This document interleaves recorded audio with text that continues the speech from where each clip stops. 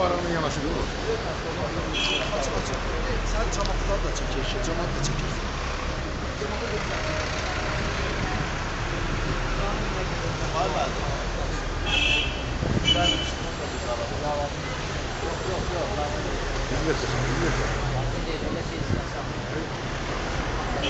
İsmail Qarabağ Otelinin önündə Ermənistan bayrağını Beynəlxalq Diaspora Mərkəzi yendirir. Bunun yerində başqa dövlətinin, Türkiyə dövlətinə dost bir dövlətin bayrağını saldırırıq. Bu da məhz Beynəlxalq Diaspora Mərkəzinin fəaliyyətidir. Kars şəhərində Qarabağ Otelinin önündə asılmış Ermənistan bayrağı yendirilir.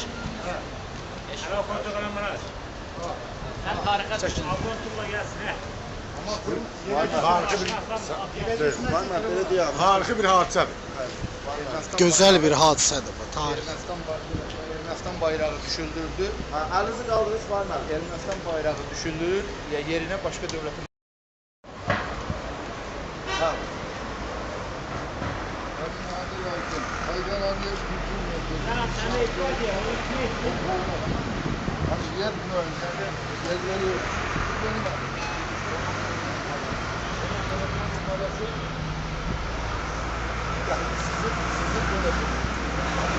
Beni de çeker misin?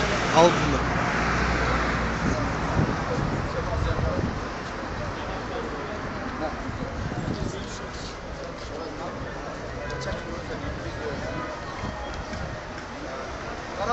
Qarabağ adını daşıyan otelin önündə, otelin sahibinin və Diaspora Mərkəzinin təşəbbüsü ilə Ermənistanın rəmzi olan Ermənistan bayrağı yendirildi. Onun yerinə başqa bir bayraq asıldı və güman edilir ki, Qarabağ neçə ki işğaldadır, Ermənistan Türkiyənin ərazi bütövlüyünü tanımsa, heç vaxt bu otelin önündə Qarabağın Ermənistan bayrağı asıla bilməz və asılmayacaqdır. Eşq olsun sizlərə.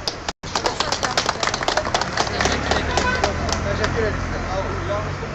Yanlış değil, buyurun değil, size değil. Bu bayrak yanlıştırma olmuş. Yani Ermenistan bayrağı burada asması için çocuklar tanımamış.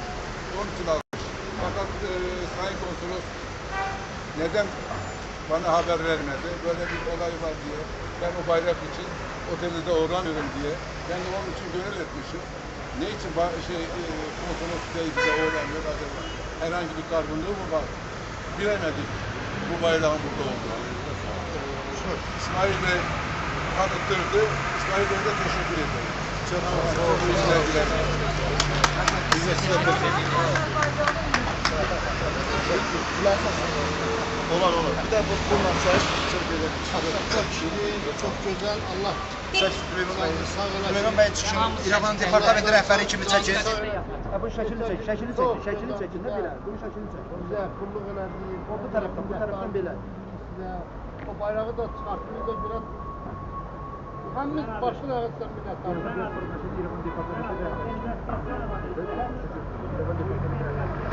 Yaban departamenti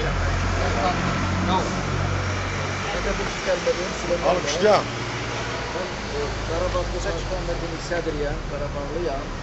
Erməni ordusu Ruslarla birləşib Qarabağı yerlə yeksan ediblər.